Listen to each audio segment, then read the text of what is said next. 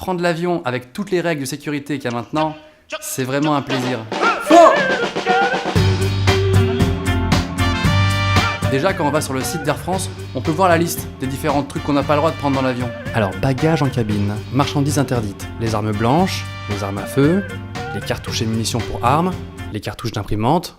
Les cartouches d'imprimante? Il y a plein de terroristes qui terrorisent avec des cartouches d'imprimante. Personne ne bouge! J'ai une cartouche d'imprimante! Ok?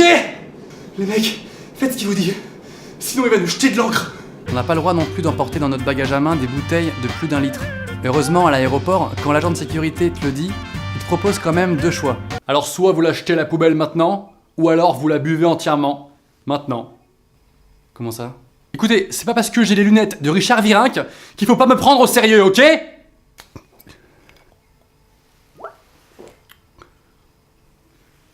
Un vrai plaisir. C'est bon. Les mecs qui vomissent dans l'avion, c'est pas parce qu'ils ont le mal de l'air, c'est parce qu'ils sont bourrés. Ils ont bu toutes les bouteilles. C'est le règlement. Dans la famille des règles débiles, il est strictement interdit, attention, d'écouter un MP3 au décollage. En quoi ça peut faire cracher l'avion?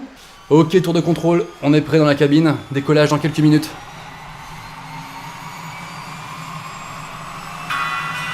Attendez, quelqu'un a lancé un MP3. Oula, il se passe quoi là? Je crois que c'est le dernier tube d'Mpokora. On va se cracher. On s'en allait plus haut. Pourquoi les stewards, avant le décollage, sont toujours obligés de nous faire flipper en nous rappelant qu'il y a peut-être un risque qu'on meure pendant le vol? Nous vous rappelons qu'il y a quand même un risque que la cabine se dépressurise, auquel cas pendant un instant, vous allez être très mal, vous n'arriverez plus à respirer.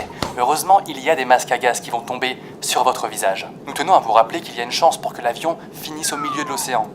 Heureusement, il y a des gilets de sauvetage qui pourront nous aider à flotter au milieu du Pacifique dans une flaque de carburant inflammable pendant plusieurs jours. Nous vous rappelons également que nous pouvons à tout moment tomber ou perdre une aile. À cet instant, nous allons tous partir en couille dans tous les sens. Certains vont perdre des membres de leur famille, mais ne paniquez pas. Et suivez les petites lumières situées au sol, dans le couloir. Franchement, ce speech des stewards, je comprends pas pourquoi ils continuent à le faire. Parce que ça saoule tous les passagers, on veut juste un truc, décoller. Eux-mêmes, quand ils le font, on dirait qu'ils sont saoulés de le répéter tout le temps. Sur les côtés, devant et derrière la cabine. En ce qui concerne les gilets, si jamais l'avion crame... Putain, ce boulot me fait chier! Moi perso, pour être en panique totale dans l'avion, j'ai pas besoin qu'il tombe. Il me suffit juste de cette indication. Zone de turbulence. La panique intégrale! Même à 300 km/h au-dessus des nuages, il y a encore des mecs qui passent dans les couloirs pour essayer de te vendre des trucs à la sauvette. Ça s'appelle le duty free. Ce qui est ouf, c'est qu'ils arrivent à te vendre des objets qui n'ont aucun rapport entre eux. Est-ce que quelqu'un veut des cigarettes ou du parfum? Une boîte de clous? Une place de concert? Un caleçon Monoprix? Un poireau? Une bombe anti-moustique ayant appartenu à Elvis Presley? Puis un parfum qui vient de l'avion, je sais pas si c'est ce qu'il y a de plus classe. Tu sens bon, tu l'as eu où ton parfum? Dans l'avion. À moitié prix. Jean-Paul Duty Free. C'est moins cher, mais chut. Il y a au moins un truc cool quand tu prends l'avion.